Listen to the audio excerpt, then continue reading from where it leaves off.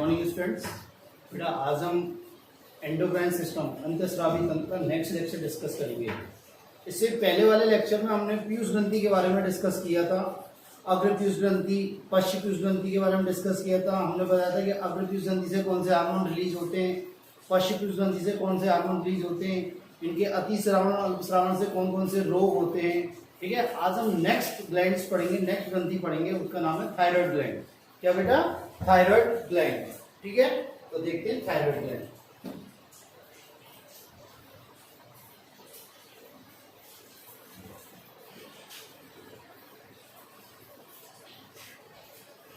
Thyroid ग्रंथि, देखो thyroid ग्रंथि सबसे बड़ी अंतःस्रावी ग्रंथि है। क्या बेटा? सबसे बड़ी अंतःस्रावी ग्रंथि है। ठीक है, तो ये क्या है? सबसे बड़ी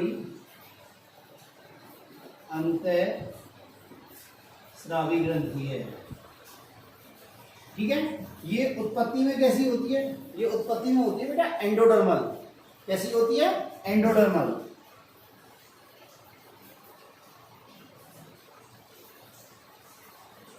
एंडोडर्मल इन ओरिजिन। उत्पत्ति में कैसी है? एंडोडर्मल। बात मेरी क्लियर है? कैसी है बेटा? एंडोडर्मल। देखो ये कहाँ उपस्थित होती है? ये गर्दन में उपस्थित होती है हमारी। कहाँ पे? गर्दन में, जहां पे स्वरयंत्र और श्वास नली आपस में मिलती है, मतलब जंक्शन पे मिलती है। सांस नली और स्वरयंत्र के जंक्शन पे, मतलब ट्रेकिया और लैरिंक्स के जंक्शन पे पाई जाती है। कहाँ पाई जाती है? ट्रेकिया, ट्रेकिया मीन श्वास नली एवं लैरिंक्स के, लैरिंक्स मीन्स वॉइस कोड। ठीक है, स्वरयंत्र के संधि स्थल पर पाई जाती है।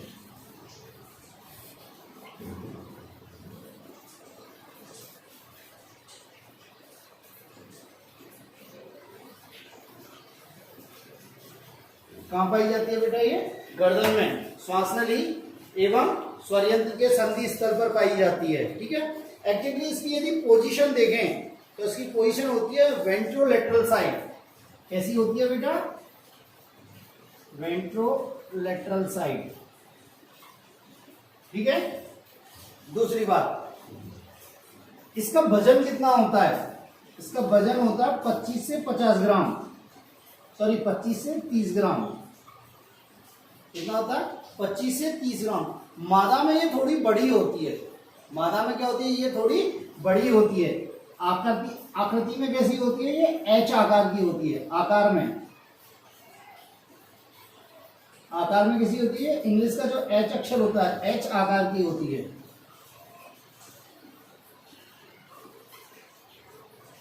ठीक है, दोबारा सुन लो। सबसे बड़ी अंतःस्रावी ग्रंथि है ये, हमारे शरीर की सबसे बड़ी अंतःस्रावी ग्रंथि है। उत्पत्ति में कैसी होती है? एंडोडर्मल होती है। कैसी होती है? एंडोडर्मल होती है। कहाँ उपस्थित होती है? गर्दन में, श्वास नली एवं स्वरयंत्र के संधि स्थल पर, स्वरयंत्र के संधि स्थल पर होती है। इसकी मतलब लोकेशन क्या होती है एग्जैक्टली? वेंट्रोलेटरल साइड में होती है ये। श्वास नली और लैरिंक्स के जो संधि स्थल है उसके क्या होती है? वेंट्रोलेटरल साइड में होती है। बात क्लियर है? वजन कितना होता है इसका? 25 से 30 ग्राम होता है। फीमेल में ये बड़ी होती है थोड़ी, जैसे पिट्यूटरी ग्लैंड फीमेल में बड़ी होती है, ऐसे ही ये भी फीमेल में बड़ी होती है। आकार में कैसी होती है? ये एच आकृति की होती है। कैसी होती है बेटा? ये एच आकृति की होती है। देखो बेटा, थायराइड ग्लैंड जो होती है वो दो पालियों की बनी होती है, दो लोब्स की बनी होती है। ये आपकी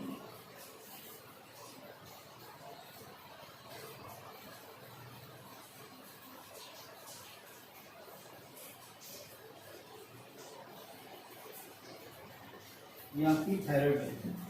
ठीक है, ये एच से क्या है? ये लोब है। लोब मीन्स पाली, एक पाली ये रही और एक पाली ये रही। ठीक है, तो कितनी पालियों की बनी होती है बेटा? ये दो पालियों की बनी होती है। किसकी बनी होती है बेटा? ये दो पालियों की बनी होती है। और या पाली कह दो या पिंड कह दो, पाली भी कह सकते हैं या पिंड कहते हैं। और ये दोनों पालियां एक अग्रंथिल पट्टिका समान, एक अग्रंथिल पट्टिका से जुड़ी रहती हैं।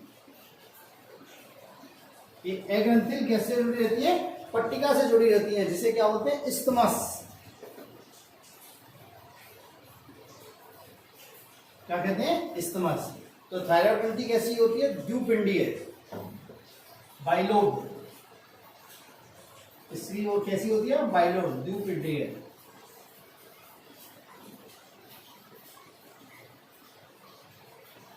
दो पिंडों की बनी होती है, दो पालियों की द्विपालित या द्विबाइलोब कह सकते हैं। क्या कहते हैं? द्विपालित या बाइलोब कह सकते हैं। ठीक है। और दोनों पालियां किससे जुड़ी हुई है? अग्रंथिल पट्टिका नुमा संरचना से जुड़ी थी, जिसे क्या बोलते हैं हम? इस्थमस। क्या बोलते हैं? इस्थमस। ठीक है। देखो बेटा, ये पाली जो होती है ना, पाली, ये किसकी बनी होती है? ये पाली बनी होती है संयोजी ऊतक की।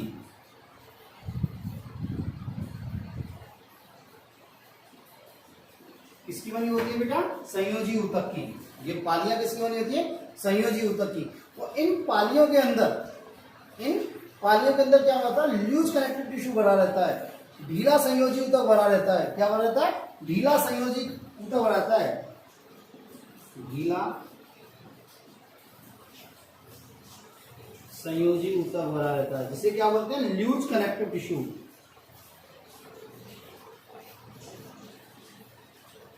इंग्लिश में क्या बोलते हैं? Loose connective tissue. और इस लूज कनेक्टिव टिश्यू को क्या बोलते हैं? स्ट्रोमा। क्या बोलते हैं बेटा? स्ट्रोमा।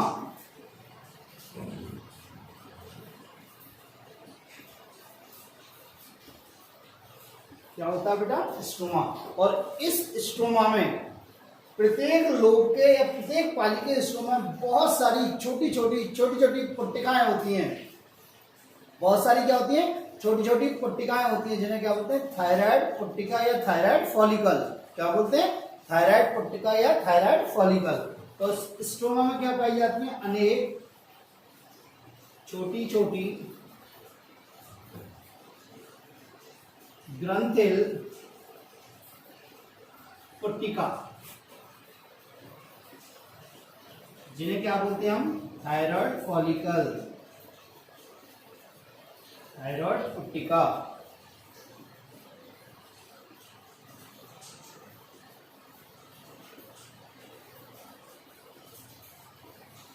क्या बोलते हैं बेटा? Thyroid follicles. मेरी बात समझ में आ गई? दोबारा सुन लो। थायराइड ग्लैंड किस आकार की होती है? एच आकार की होती है। कितनी पालियों की बनी है? कितने लोब्स की बनी होती है? 2 लोब्स की बनी होती है, मतलब द्विपालित होती है, द्विपिंडीय होती है। प्रत्येक लोब किसका बना होता है? संयोजी ऊतक का। इस संयोजी ऊतक में क्या, इस लोब में क्या बनता है? ढीला संयोजी ऊतक बनता है, लूज कनेक्टिव टिश्यू, जिसे क्या बोलते हैं? स्ट्रोमा।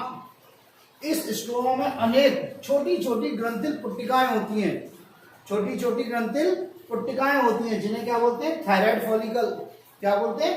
थायराइड फॉलिकल या थायराइड पट्टिका। और ये थायराइड पट्टिका ही किसके लिए जिम्मेदार होती है? थायराइड हार्मोन के निर्माण के लिए, संश्लेषण के लिए जिम्मेदार होती है।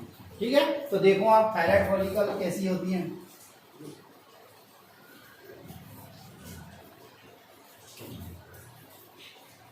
देखो बेटा, ये एक तरह से पिंड बना दिया मैंने। ये क्या बना दिया?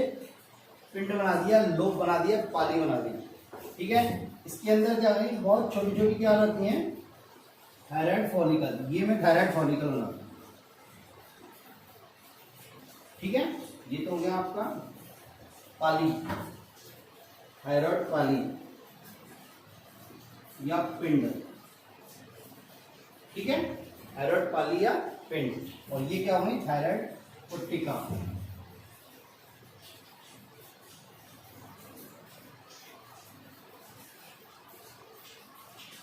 Thyroid follicle. ठीक है।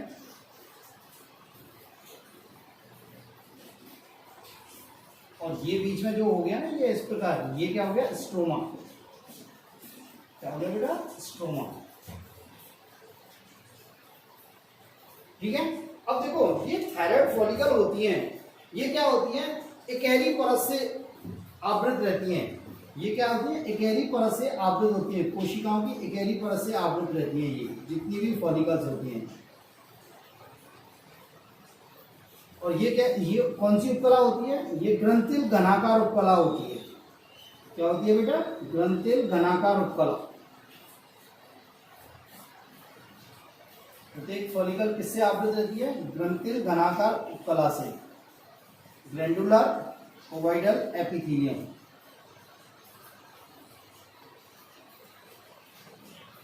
ये कौन सी उपकला हो गई बेटा? यहां लिख देते हैं, ग्रंथिल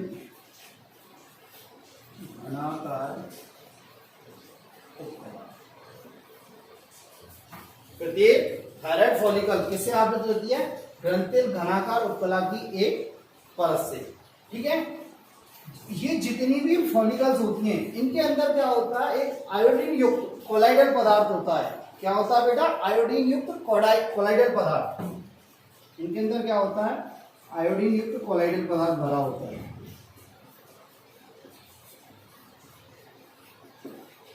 क्या बोला था? ये क्या है?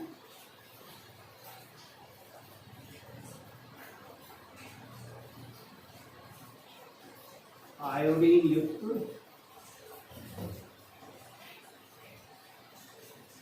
Colloidal substance. उस आयोडीन युक्त कोलाइडल सब्सटेंस को हम क्या बोलते हैं? थायरोग्लोब्युलिन। क्या बोलते हैं? थायरोग्लोब्युलिन। तो इसे क्या बोलते हैं हम? थायरोग्लोब्युलिन। क्या बोलते हैं बेटा? थायरोग्लोब्युलिन। बात मेरी क्लियर है या नहीं है? दोबारा सुनो, ये आपकी क्या है? पाली है या पिंड है? थायराइड ग्रंथि दो पालियों की, दो पिंडों की बनी होती है। ये मैंने एक पिंड बनाया है, ये संयोजी ऊतक का बना होता है। इसके अंदर लूज कनेक्टिव टिश्यू बनाता है, इसे स्ट्रोमा कहते हैं। और स्ट्रोमा में क्या होती है? छोटी छोटी ग्रंथिल क्या पाई जाती है? पुट्टिका पाई जाती है। इन्हें क्या बोलते हैं? थायराइड पुट्टिका। ये थायराइड पुट्टिका किसके द्वारा आवृत होती है? ग्रंथिल घनाकार उपकला से। क्या? ग्रंथिल घनाकार उपकला से, ग्लैंडुलर ओवाइडल एपिथेलियम से। बात समझ में आई? इस गुहा के अंदर एक आयोडीन युक्त कोलाइडल पदार्थ भरा रहता है। आयोडीन युक्त कोलाइडल पदार्थ भरा रहता है, जिसे क्या बोलते हैं? थायरोग्लोब्युलिन। क्या बोलते हैं बेटा? थायरोग्लोब्युलिन। ये थायरोग्लोब्युलिन होता है ना, ये क्या होता है? किसके फॉर्म में क्या होती है? ये थायराइड हार्मोन की निष्क्रिय फॉर्म होती है। ये थायराइड हार्मोन की क्या होती है? निष्क्रिय फॉर्म होती है। मतलब थायराइड हार्मोन निष्क्रिय फॉर्म में किस अवस्था में पाया जाता है? थायरोग्लोब्युलिन में। किस अवस्था में? थायरोग्लोब्युलिन में। ठीक है, अब देखो, इन थायराइड फॉलिकल के मध्य में कुछ बड़ी कोशिकाएं पाई जाती हैं, कुछ बड़ी बिखरी हुई कोशिकाएं पाई जाती हैं, जिन्हें हम क्या बोलते हैं? Parafollicular cells. क्या बोलते हैं बेटा हमने? Parafollicular cells.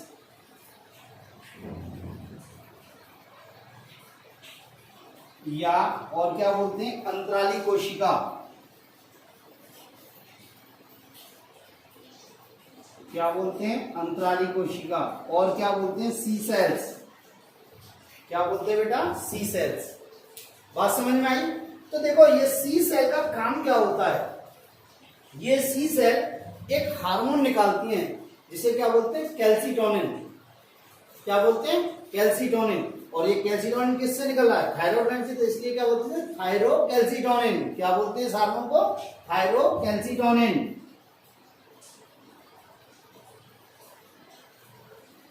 क्या बोलते हैं बेटा? थायरोकैल्सिटोनिन। बात से भी समझ में आई? क्या कहते हैं? थायरोकैल्सिटोनिन। दोबारा सुनो, इन पुट्टिकाओं के बीच बीच में पैराफॉलिकुलर सेल्स पाई जाती हैं। क्या पाई जाती हैं? पैराफॉलिकुलर सेल्स पाई जाती हैं, जिन्हें क्या बोला जाता है? अंतराली कोशिका।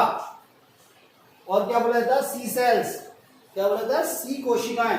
और ये कोशिकाएं किसका स्राव करती हैं? कैल्सिटोनिन का। किस हार्मोन का स्राव करती हैं? कैल्सिटोनिन का। अब कैल्सिटोनिन किससे स्राव होता है? थायराइड ग्लैंड से। इसलिए इसे क्या बोलते हैं? थायरोकैल्सिटोनिन। क्या बोलते हैं बेटा? थायरोकैल्सिटोनिन। बात समझ में आई? नेक्स्ट आता है थायराइड ग्रंथि से स्रावित होने वाले हार्मोन के बारे में। ठीक है, यहां तक आपके क्लियर है? देखो, थायराइड ग्लैंड से 3 हार्मोन स्रावित होते हैं। थायराइड ग्लैंड से क्या होते हैं? 3 हार्मोन स्रावित होते हैं। एक तो क्या होता है? T3 हार्मोन, एक क्या होता है? T4 हार्मोन, और एक क्या होता है? कैल्सिटोनिन। क्या होता है? कैल्सिटोनिन। ठीक है, तो थायराइड ग्रंथि से स्रावित होने वाले हार्मोन,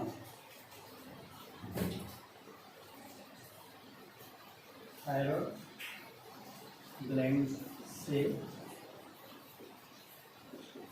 स्रावित होने वाले हार्मोन। देखो बेटा, थायराइड ग्रंथि से कितने हार्मोन स्रावित होते हैं? 3 हार्मोन स्रावित होते हैं। कौन कौन से होते हैं? एक तो होता है T3, एक होता है T4 और एक होता है कैल्सिटोनिन। ये क्या होता है? थायरोकैल्सिटोनिन। क्या? थायरोकैल्सिटोनिन। 3 हार्मोन स्रावित होते हैं। ठीक है, ये T3 और T4, T3 का नाम है ट्राई आइडोथायरोनिन।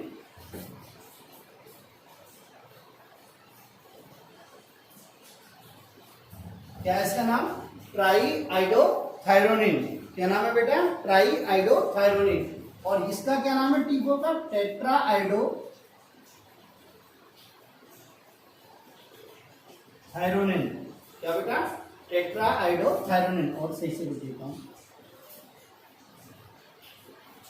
ठीक है बेटा, देखो ये T3 और T4 थायराइड ग्रंथि में या थायराइड फॉलिकल में किस रूप में स्टोर होते हैं? थायरोग्लोबुलिन के रूप में। किस रूप में स्टोर होते हैं ये? थायरोग्लोबुलिन के रूप में।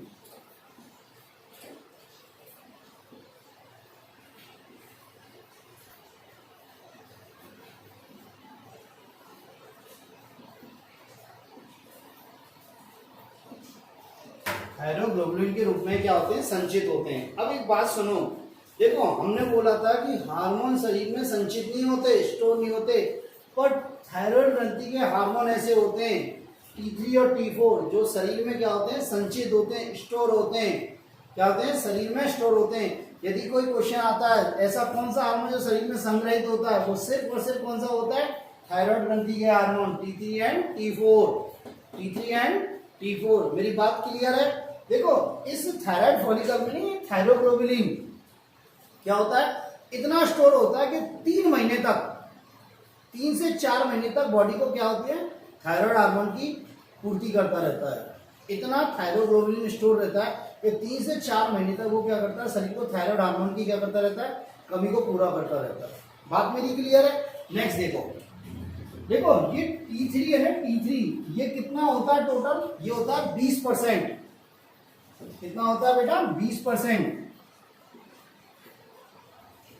और ये कितना होता है? 80%। इस T4 को ही क्या बोलते हैं? थायरोक्सिन। T4 को हम क्या बोलते हैं? थायरोक्सिन।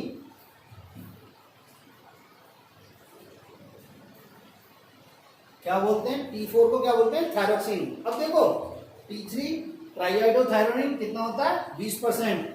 T4 टेट्राइडोथायरोनिन कितना होता है? 80%। और इस T4 को ही क्या बोलते हैं? थायरोक्सिन। क्या बोलते हैं? थायरोक्सिन।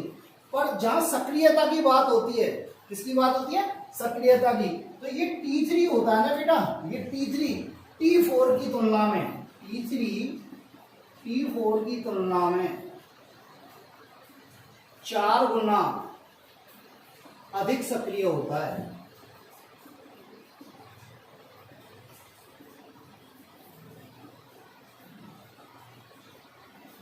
क्या होता है बेटा? 4 गुना अधिक सक्रिय होता है। T3 T4 की तुलना में कितना होता है? 4 गुना अधिक सक्रिय होता है। मेरी बात क्लियर है? देखो एक चीज और सुनो, ये T4 हार्मोन मतलब थायरोक्सिन कोशिका या ऊतकों में पहुंचने के बाद ये भी किसमें कन्वर्ट हो जाता है? T3 में। ये T4 ऊतकों में पहुंचने के बाद या कोशिकाओं में पहुंचने के बाद या टिश्यू में पहुंचने के बाद ये किसमें कन्वर्ट हो जाता है? T3 में कन्वर्ट हो जाता है। किसमें कन्वर्ट हो जाता है बेटा? T3 में कन्वर्ट हो जाता है। नेक्स्ट थिंग, T3 और T4, T3 और T4 ये क्या होते हैं? टायरोसिन अमीनो एसिड के क्या होते हैं? टायरोसिन अमीनो एसिड के बहुलक होते हैं। क्या होते हैं बेटा? ये टायरो अमीनो एसिड के क्या होते हैं? ये बहुलक होते हैं। कौन? T3 और T4 या व्युत्पन्न होते हैं। तो हम यहां लिख सकते हैं important line, T3 and T4 क्या होते हैं? ये टायरोसिन के टायरोसिन अमीनो एसिड के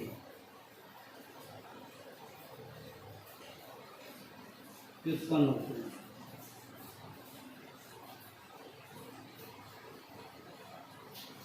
क्या होते हैं बेटा? टायरोसिन अमीनो अम्ल के व्युत्पन्न। मेरी बात क्लियर है? एक बार दोबारा सुन लो। थायराइड ग्रंथि से स्रावित होने वाले हार्मोन, जनरली थायराइड ग्रंथि से 3 हार्मोन स्रावित होते हैं, T3, T4 और थायरोकैल्सिटोनिन। बात समझ में आई? T3 को क्या बोलते हैं? Try iodothyronine. क्या बोलते हैं? Try iodothyronine. T4 को क्या बोलते हैं? Tetra iodothyronine. ठीक है, ये T3 कितना होता है? 20% और ये कितना होता है? 80%। इस T4 को और क्या बोलते हैं? थायरोक्सिन। क्या बोलते हैं? थायरोक्सिन। देखो ये T3 और T4 किस रूप में स्टोर होते हैं, किस रूप में संचित रहते हैं थायराइड फॉलिकल में? थायरोग्लोबुलिन के फॉर्म में। किसमें? थायरोग्लोबुलिन की फॉर्म में।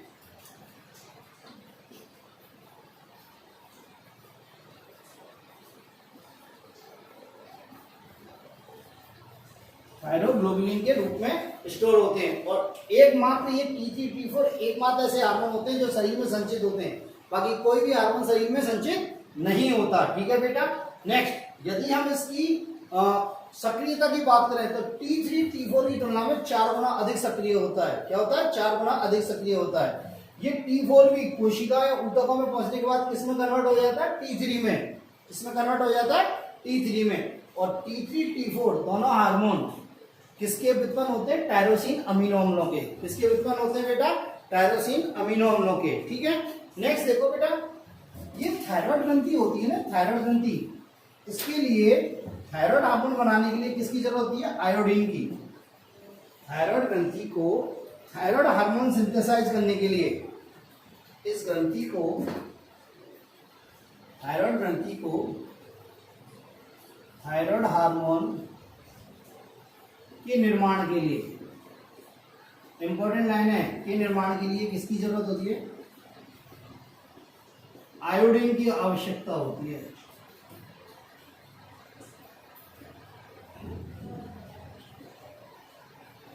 आयोडीन की आवश्यकता होती है। और कितनी आयोडीन की आवश्यकता होती है?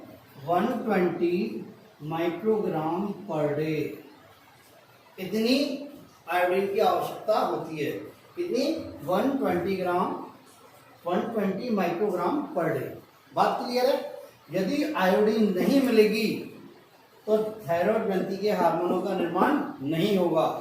थायराइड ग्रंथि के हार्मोन का निर्माण नहीं होगा, इसलिए हमें आयोडीन बाहर से लेनी पड़ती है, डाइट के रूप में लेनी पड़ती है। इसलिए हम क्या खाते हैं? आयोनाइड नमक। क्या खाते हैं? आयोडीन युक्त नमक खाते हैं। बात मेरी क्लियर है? नेक्स्ट आते हैं थायराइड हार्मोन के कार्य। क्या आते हैं बेटा? थायराइड हार्मोन के कार्य। देखो ना, थायराइड हार्मोन के कार्य इंपॉर्टेंट है। क्या बेटा? थायराइड हार्मोन के कार्य इंपॉर्टेंट है। कैल्सिटोनिन अपन बाद में डिस्कस करेंगे, जो सी सेल से स्रावित होता है। ठीक है, पहले देखते हैं।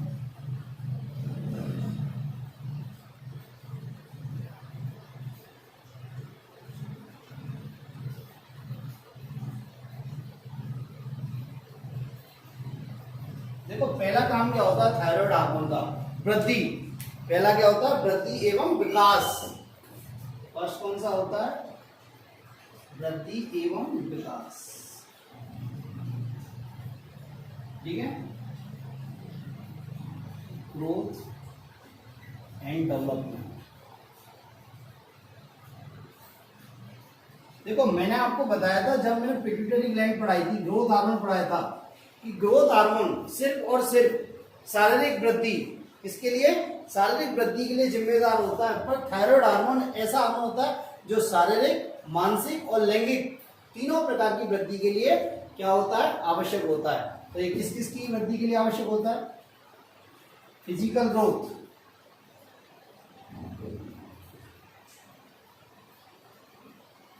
ठीक है, mental growth and sexual growth.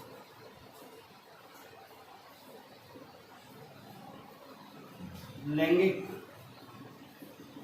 वृद्धि, ठीक है, ये क्या होगी? मानसिक वृद्धि।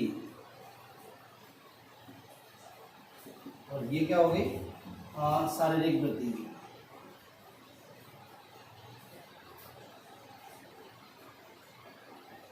क्या होगी बेटा? मेंटल ग्रोथ, फिजिकल ग्रोथ और क्या? Sexual growth. ठीक है। अब देखो फिजिकल ग्रोथ में ये क्या क्या करता है, देखो ये कंकाल तंत्र की वृद्धि करता है, कंकाल वृद्धि करता है मतलब हमारी अस्थियों में वृद्धि करता है, पेशियां वृद्धि करता है, मसल्स में वृद्धि करता है, मसल में ग्रोथ करता है, पेशियां वृद्धि करता है, और क्या करता है? विसरल वृद्धि भी करता है, मतलब अंतरांगी वृद्धि करता है। क्या करता है? अंतरांगी वृद्धि, विसरल ग्रोथ भी करता है। क्या करता है बेटा? विसरल ग्रोथ भी करता है। बात मेरी समझ में आई? तो पहला क्या है इसका? वृद्धि एवं विकास। क्या बेटा? वृद्धि एवं विकास, ग्रोथ एंड डेवलपमेंट। तो ये कौन कौन सी ग्रोथ करता है? फिजिकल, मेंटल और सेक्सुअल ग्रोथ करता है। फिजिकल ग्रोथ करेगा, मेंटल ग्रोथ करेगा और सेक्सुअल ग्रोथ करेगा। फिजिकल में क्या करेगा? ये स्केलेटल की ग्रोथ करेगा, मतलब कंकाल तंत्र की ग्रोथ करेगा। पेशियां, मस्कुलर ग्रोथ करेगा, मतलब पेशियों की ग्रोथ करेगा। और क्या करेगा? विसरल अंगों की भी वृद्धि करेगा। विसरल अंगों का भी, विसरल अंगों में क्या? वृद्धि एवं विकास ये करेगा। बात मेरी क्लियर है? ठीक है। अब देखो यदि थायराइड हार्मोन की कमी हो जाए तो फिजिकल ग्रोथ नहीं होगी, शारीरिक वृद्धि नहीं होगी, ठीक है, मानसिक वृद्धि भी नहीं होगी। क्या नहीं होगी? मानसिक वृद्धि। और लैंगिक वृद्धि भी नहीं होगी। क्या नहीं होगी बेटा? लैंगिक वृद्धि। मतलब जो यदि बाल्यावस्था में या गर्भावस्था के दौरान यदि ग्रोथ हार्मोन की कमी हो जाए तो बच्चा जो पैदा होगा वो एक तो क्या होगा? बौना होगा। क्या होगा? बौना होगा। एक क्या होगा? मानसिक रूप से सही नहीं होगा, मतलब पागल होगा, ठीक है। और लैंगिक वृद्धि भी नहीं होगी, मतलब वो अपने जैसी संतान नहीं पैदा कर सकता, बंध्य पैदा होगा, मतलब बांझ होगा। बात क्लियर है? मेरी बात क्लियर है? ठीक है। नेक्स्ट देखो बेटा, सेकंड ग्रोथ आती है, सेकंड क्या है इसका? बेसल मेटाबॉलिक रेट को कंट्रोल करता है। क्या करता है? बेसल मेटाबॉलिक रेट को कंट्रोल करता है। क्या? आधार उपापचय दर। क्या बेटा? आधार उपापचय दर को नियंत्रित करता है। बीएमआर,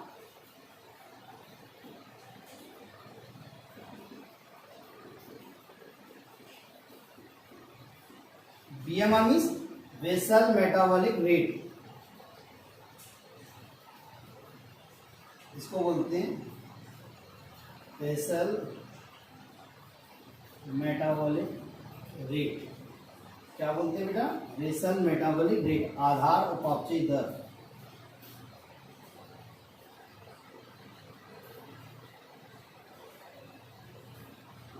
देखो बेटा, ये थायरोक्सिन या थायराइड हार्मोन जो होता है, क्या होता है बेटा? थायराइड हार्मोन, थायरोक्सिन, ये क्या होता है? बीएमआर, इसको नियंत्रित करता है। किसको करता है? बीएमआर को नियंत्रित करता है। क्या करता है? बीएमआर को नियंत्रित करता है। थायरोक्सिन इसको बीएमआर को नियंत्रित करता है, ठीक है। देखो बीएमआर क्या होती है? रेस्टिंग स्टेज में, मतलब आराम की अवस्था में जो शरीर की जितनी भी फिजियोलॉजिकल क्रियाएं हैं उनको चलाने के लिए जितनी ऊर्जा की आवश्यकता होती है, जितनी क्या होती है? ऊर्जा की आवश्यकता होती है, उसे हम क्या कहते हैं? बीएमआर कहते हैं। क्या कहते हैं? बीएमआर। तो इसे और कैसे कहते हैं? वो न्यूनतम ऊर्जा जो शरीर की सामान्य कार्यकी के लिए जरूरी होती है, वो न्यूनतम ऊर्जा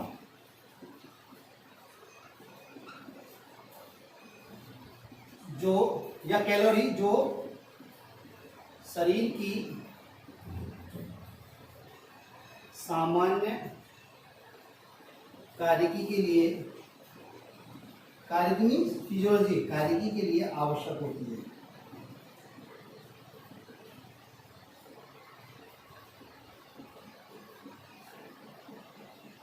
किस स्थिति में? कब की स्थिति है ये स्थिति कब की है बेटा? आराम की स्थिति में, मतलब आराम की स्थिति में आपको जिंदा रखती है। थायरोक्सिन क्या करता है? जिंदा रखता है। किससे? बीएमआर मेंटेन करके। क्या करके बेटा? बीएमआर मेंटेन करके, बेसल मेटाबॉलिक रेट मेंटेन करके। दूसरी बात क्या करता है? बीएमआर बढ़ती है, थायरोक्सिन क्या करता है? बीएमआर को बढ़ाता है। किसको बढ़ाता है? बीएमआर को। बीएमआर को जब बढ़ाएगा तो शरीर का ताप भी बढ़ेगा। क्या बढ़ेगा? शरीर का ताप भी बढ़ेगा। और जब शरीर का ताप बढ़ेगा तो शरीर का वजन घटेगा। शरीर का क्या होगा बेटा? वजन घटेगा, बाहर में कमी आएगी। क्या आएगी बेटा? बाहर में कमी आएगी। तो आप देखना किसी को यदि थायराइड ग्रंथि, थायराइडिज्म हो जाता है, मतलब थायराइड ग्रंथि में कोई विकार आ जाता है, थायराइड हार्मोन का स्रावन अल्प हो जाता है, तो उसके शरीर पर क्या होता है? मोटापा आ जाता है। क्या आ जाता है? मोटापा आ जाता है, सूजन आ जाती है। बात समझ आई? तो थायरॉक्सिन या थायराइड ग्रंथि के हार्मोन क्या होते हैं? बीएमआर को बढ़ाते हैं। किसको बढ़ाते हैं? बीएमआर को, जिससे क्या होता है? शरीर का ताप बढ़ता है। क्या बढ़ता है? शरीर का ताप बढ़ता है। और शरीर के ताप बढ़ने से क्या होगी? बाहर में कमी आती है। क्या आती है बेटा? बाहर में कमी आती है। दूसरा क्या करता है? थायरॉक्सिन क्या करता है? ऑक्सीडेटिव मेटाबॉलिज्म को बढ़ा देता है कोशिकाओं के अंदर। थायरॉक्सिन क्या करता है? Oxidative metabolism.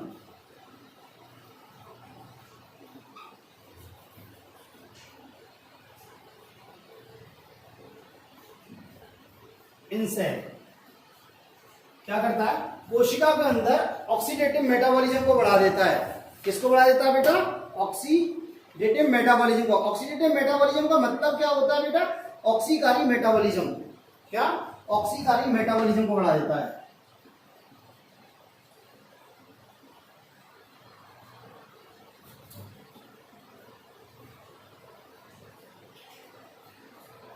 कोशिका के अंदर क्या कर देता है बेटा? ऑक्सीडेटिव मेटाबॉलिज्म को बढ़ा देता है। जब ऑक्सीडेटिव मेटाबॉलिज्म बढ़ेगी, क्या बेटा? जब ऑक्सीडेटिव मेटाबॉलिज्म बढ़ेगी तो ऊर्जा का उत्पादन होगा। क्या होगा? ऊर्जा का उत्पादन होगा। किसका उत्पादन होगा? ऊर्जा का उत्पादन। और इसीलिए से क्या होते हैं? कैलोरीजन हार्मोन भी कहते हैं। इसीलिए से क्या बोलते हैं? कैलोरीजन हार्मोन।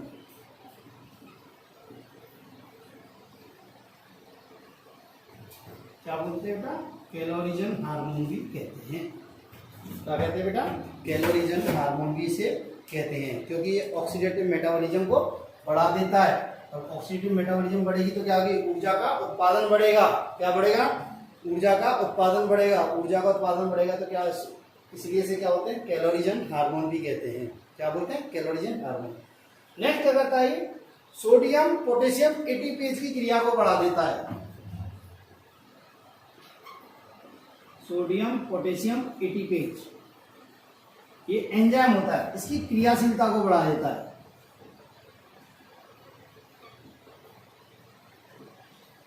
सोडियम पोटेशियम एटीपेज की क्रियाशीलता को बढ़ा देता है। यहां लिख देता हूं ऊपर।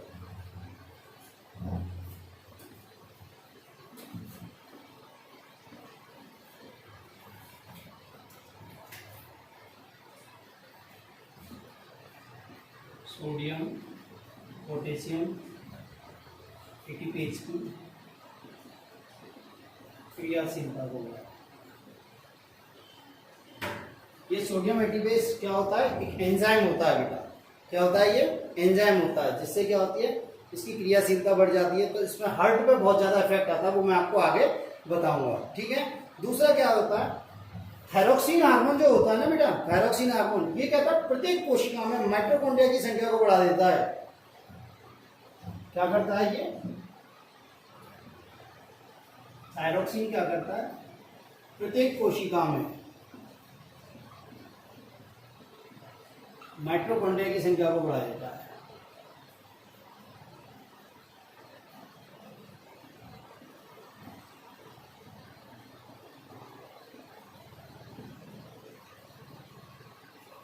जिससे क्या होगा भाई?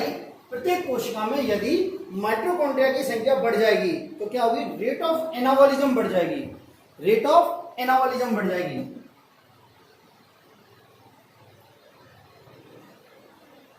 मतलब उपचय की क्रिया बढ़ जाएगी। क्या बढ़ जाएगी बेटा? उपचय की, मतलब निर्माणकारी क्रियाएं बढ़ जाएंगी। क्या बढ़ जाएंगी? एनाबॉलिज्म में क्या होता है? निर्माणकारी क्रियाएं बढ़ जाएंगी। ठीक है। और क्या बढ़ जाएगी? जीवन की गति बढ़ जाएगी। क्या बढ़ जाएगी बेटा? जीवन की गति बढ़ जाएगी। टेम्पो ऑफ लाइफ बढ़ जाएगा। क्या? टेम्पो ऑफ लाइफ बढ़ जाएगा। और इससे क्या होगा? ऑक्सीजन का कंजप्शन बढ़ जाएगा। ऑक्सीजन की उपभोक्ता बढ़ जाएगी। ऑक्सीजन की उपभोक्ता बढ़ जाएगी। क्या बढ़ जाएगी बेटा? ऑक्सीजन की उपभोक्ता बढ़ जाएगी। मेरी बात क्लियर हुई या नहीं हुई? दोबारा सुन लो। ये क्या करता है, थायरोक्सिन हार्मोन प्रत्येक कोशिका में क्या करता है बेटा, प्रत्येक कोशिका में किसकी, माइटोकॉन्ड्रिया की संख्या को बढ़ा देता है। क्या कर देता है, माइटोकॉन्ड्रिया की संख्या को बढ़ा देता है, जिससे क्या होगा, उपापचय की दर बढ़ जाएगी। मतलब उपापचय की दर में क्या हो गया, जीवन की गति बढ़ गई। क्या बढ़ गई, जीवन की गति बढ़ गई। अब जीवन की गति बढ़ेगी तो क्या होगा, ऑक्सीजन की उपयोग बढ़ेगा, कोशिका में क्या होगा, ऑक्सीजन का उपयोग बढ़ेगा। मतलब भाई जब काम होगा, कोशिका में अधिक काम होगा तो ऑक्सीजन अधिक होगी ना, तो इसलिए ऑक्सीजन का उपयोग बढ़ जाएगा। किसमें, कोशिकाओं में। किसमें, कोशिकाओं, इसमें बढ़ जाएगा बेटा, कोशिकाओं में ऑक्सीजन का क्या बढ़ जाएगा बेटा, उपयोग बढ़ जाएगा। मेरी बात क्लियर है या नहीं है? ठीक है, तो ये हुआ आपका कार्य थायराइड हार्मोन के। थायराइड हार्मोन क्या करता है, वृद्धि एवं विकास में कार्य करता है। इसमें वृद्धि एवं विकास में, वृद्धि में क्या, वो शारीरिक वृद्धि करता है, मानसिक वृद्धि करता है, लैंगिक वृद्धि करता है। ठीक है, शारीरिक वृद्धि में वो कंकाल की वृद्धि भी करता है, पेशी की वृद्धि भी करता है और अंत्रांगों की वृद्धि भी करता है। बात समझ में? दूसरा, ये क्या करता है, बीएमआर को नियंत्रित करता है। मतलब आधार उपापचय दर, बेसल मेटाबॉलिक रेट को नियंत्रित करता है। बेसल मेटाबॉलिक रेट क्या होती है कि रेस्टिंग की स्टेज में हमारी सामान्य कार्य के लिए जितनी न्यूनतम ऊर्जा की आवश्यकता होती है उसे बीएमआर कहते हैं। बात समझ में आई? दूसरी बात, थायरोक्सिन हार्मोन बीएमआर को बढ़ाता है। अब बीएमआर बढ़ेगी तो शरीर का ताप बढ़ेगा, शरीर का ताप बढ़ेगा तो भार में कमी आएगी, बॉडी वेट कम होगा। नेक्स्ट क्या होता है, थायरोक्सिन क्या होता है, कोशिकाओं में क्या होता है, ऑक्सीडेटिव मेटाबॉलिज्म को बढ़ा देता है। क्या बढ़ा देता है, ऑक्सीडेटिव मेटाबॉलिज्म को बढ़ा देता है। और जब ऑक्सीडेटिव मेटाबॉलिज्म बढ़ेगा, तो क्या होगी, ऊर्जा का उत्पादन होगा। क्या होगा, ऊर्जा का उत्पादन होगा। इसलिए इसे क्या होते हैं, कैलोरीजन हार्मोन भी कहते हैं, मतलब ऊर्जा का उत्पादन कराने वाला हार्मोन। ठीक है, नेक्स्ट, थायरोक्सिन हार्मोन क्या होता है, सोडियम पोटेशियम एटीपेज की क्रियाशीलता को बढ़ा देता है। सोडियम पोटेशियम एटीपेज की क्रियाशीलता को बढ़ा देता है। और क्या करता है बेटा, थायरोक्सिन हार्मोन, क्या बेटा, थायरोक्सिन हार्मोन प्रत्येक कोशिका में माइटोकॉन्ड्रिया की संख्या को बढ़ा देता है। प्रत्येक कोशिका में माइटोकॉन्ड्रिया की संख्या को बढ़ा देता है। तो क्या होगा कि कोई मतलब रेट ऑफ एनाबॉलिज्म, उपापचय की दर बढ़ जाएगी। क्या बढ़ जाएगी, उपापचय की, एनाबॉलिज्म मींस उपापचय, या आप इसे मेटाबॉलिज्म भी कह सकते हैं। उपापचय की दर बढ़ जाएगी, तो उपापचय की दर बढ़ेगी तो जीवन की गति बढ़ेगी। क्या बढ़ेगी, जीवन की गति बढ़ेगी। जब जीवन की गति बढ़ी मतलब अधिक कार्य करनी कोशिका, तो उनमें क्या होगा, ऑक्सीजन का कंजप्शन बढ़ जाएगा। ऑक्सीजन का क्या बढ़ जाएगा, कंजप्शन बढ़ जाएगा। क्या बढ़ जाएगा बेटा, ऑक्सीजन का कंजप्शन बढ़ जाएगा। ठीक है, अब देखते हैं ये उपापचय में क्या प्रभाव है इसका, मेटाबॉलिज्म पे और क्या प्रभाव है। देखो ये क्या करती है, लिपिड का तो ब्रेक डाउन करता है। थायराइड हार्मोन क्या करता है, लिपिड को तोड़ता है। उपापचय पर प्रभाव, मेटाबॉलिज्म पर प्रभाव।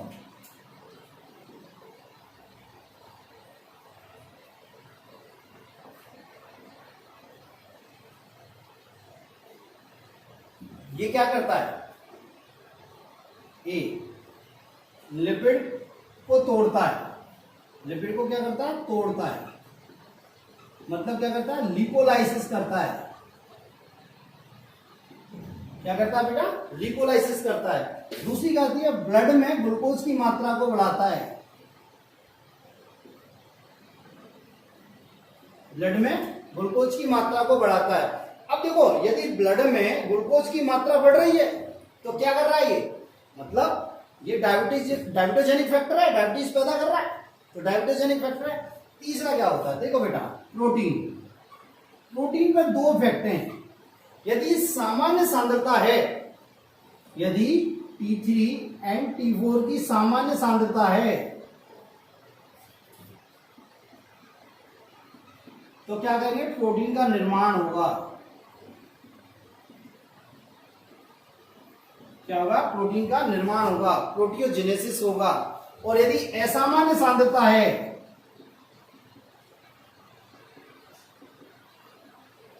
असामान्य सांद्रता है तो प्रोटीन टूटेगी, प्रोटियोलाइसिस होगा। प्रोटीन का ब्रेकडाउन होगा, टूटने की, प्रोटीन का टूटना। बात मेरी क्लियर है। मेटाबॉलिज्म, यदि लिपिड को क्या करता है, तोड़ता है, लिपोलाइसिस करता है। ब्लड में ग्लूकोज की मात्रा को बढ़ाता है, मतलब डायबिटीज पैदा करता है, डायबिटोजेनिक फैक्टर है। प्रोटीन पे क्या करता है, यदि T3 T4 की नॉर्मल कंसंट्रेशन है, सामान्य सांद्रता है, तो क्या होगी, प्रोटीन का निर्माण होगा, प्रोटियोजेनेसिस होगा। और यदि असामान्य सांद्रता है तो क्या होगी, प्रोटीन टूटेगी। क्या होगी बेटा, प्रोटीन टूटेगी। बात समझ गई। नेक्स्ट आता है अंगों पर प्रभाव। क्या आता है बेटा, अंगों पर प्रभाव।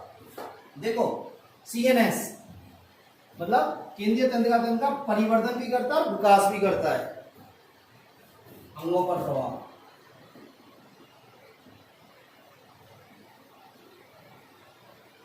पहला आता है CNS। CNS मीन्स केंद्रीय तंत्रिका तंत्र। क्या बेटा, केंद्रीय तंत्रिका तंत्र।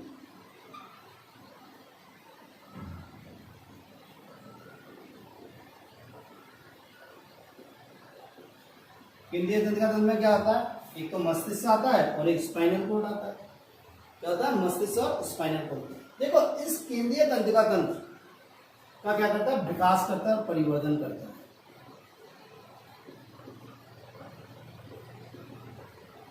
विकास एवं परिवर्तन करता है। नेक्स्ट, हृदय पर क्या कार्य है इसका, हार्ट पर।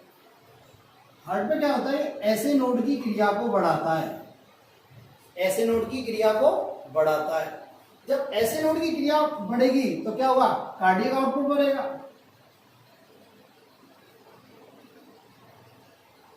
क्या होगा, कार्डियक आउटपुट बढ़ेगा बेटा।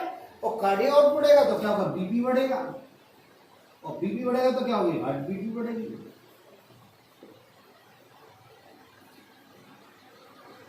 क्या होगी बेटा, हार्ट बीट बढ़ेगी। बात समझ में आई।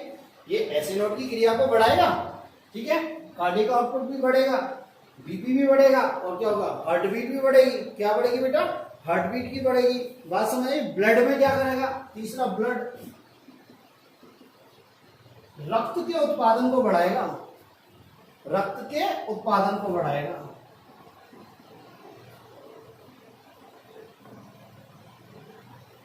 रक्त के उत्पादन को बढ़ाएगा मतलब हीमोपोइसिस करेगा। क्या करेगा बेटा, हीमोपोइसिस करेगा। और क्या करेगा, जल तथा आयनों का अवशोषण कराएगा।